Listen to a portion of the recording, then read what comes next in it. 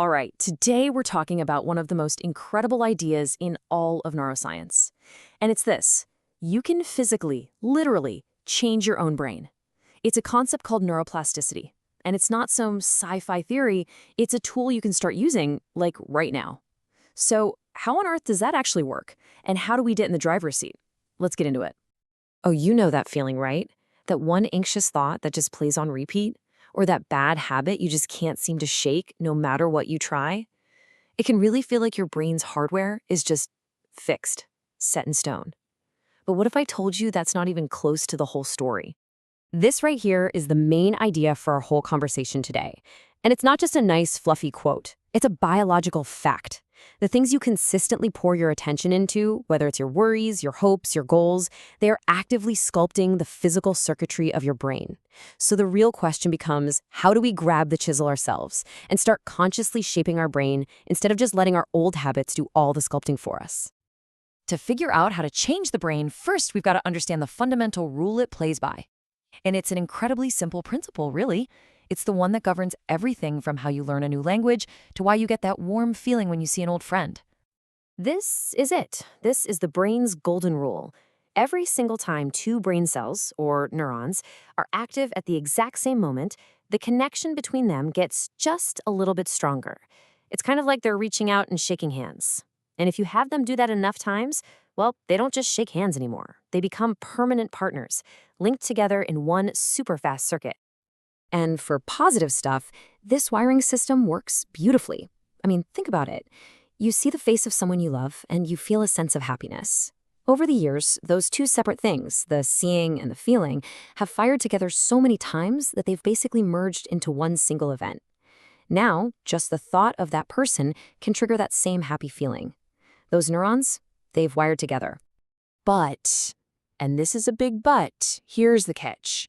The rule itself doesn't care if the association is good or bad. It's completely neutral. So it works the exact same way for negative stuff.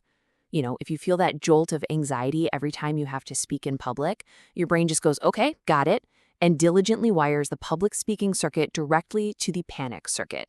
After enough reps, that link is automatic. Now even just thinking about giving a presentation can set off that whole stress response. Okay, so if our brain is just following this simple little rule, why do these negative loops feel so incredibly hard to break? Why can't we just, stop? Well, it turns out the very act of thinking about the problem is what makes it stronger. There's this fascinating principle that explains this perfectly. It's called the quantum Zeno effect. And in mental terms, what it means is that the more attention you pay to a thought or a feeling or a worry, the more you're basically pouring concrete on that neural circuit. You're effectively looking at your brain and saying, hey, this thing right here, this is super important. Keep this loop running. And this is exactly why stewing over something negative is so destructive. We've all been there, replaying an argument in our heads, thinking of all the smart things we should have said. Well, every single time you hit replay on that mental movie, you're not just remembering, you're doing another rep at the neural gym. You're making that negative connection stronger, faster, and way more automatic for the next time around. Okay, so we've got the problem down. Our brains wire themselves based on what we focus on, and focusing on the bad stuff just makes it stick. Now, that might sound like a terrible trap, but it's actually the key to getting out. Because if focus is the tool that shapes the brain, well, then we can learn how to aim it. And I want to be really clear, this is not just wishful thinking. This is called self-directed neuroplasticity.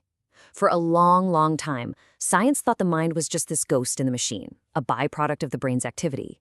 But now we have proof that it works the other way around too.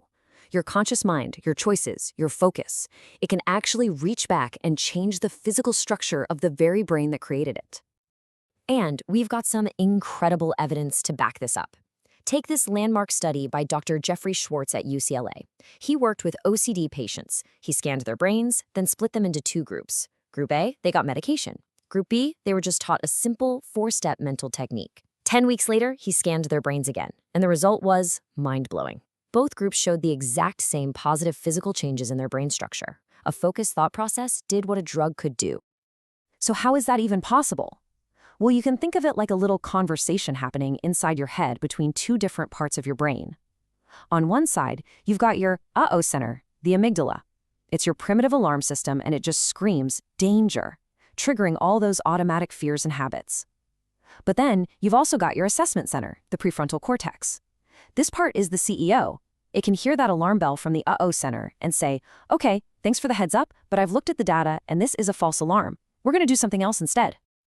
And that brings us to the really practical part. How do we actually do that? How do we strengthen our inner CEO and teach it to override those faulty alarms? Well, Dr. Schwartz's research gives us a really clear 4-step playbook for doing exactly that. So here it is. First, when that unwanted thought or feeling hits, you relabel it. You step back and say, this isn't real, this is just a false message from my brain. Second, you reframe it. You remind yourself why it's happening. This feeling isn't me, it's just a faulty circuit firing off. This creates some critical distance. The third step, and this is the most important one, is to refocus. You have to actively shift your attention to something else, something healthy or enjoyable for at least a few minutes. Go for a walk, listen to some music, do a puzzle, whatever. You are manually firing up a new neural pathway. And finally, over time, you revalue. You start to see that old, junky thought pattern for what it is, just a piece of brain noise that has absolutely no value and no power over you. Now, using a process like this doesn't just change how you react in the moment. It actually has a much, much deeper effect. It means you can fundamentally change the story you tell yourself about your own life, about your past. You know, we usually think of our memories like a video recording, like we're just playing back what happened. But neuroscience is showing us that's not right at all. A memory is more like a Word document that you rewrite a little bit every single time you open it. This is huge. It means you can consciously bring up a difficult memory while intentionally focusing on feeling safe and calm in the present. And when you do that, you're not just rewatching the past. You are literally resaving that memory with a new, less painful emotional feeling attached to it. You are editing the sting out of your own story. So what this all really boils down to is this. You are not just a passive member of the audience, watching your brain's old reruns. No way. You are the director. You are the writer, and you are the editor. By consciously choosing where you put your focus, you are actively wiring your brain for the future you want. You are rewriting your past. So the question isn't whether your brain can change. We know it can. The only question left is, what story will you choose to write next?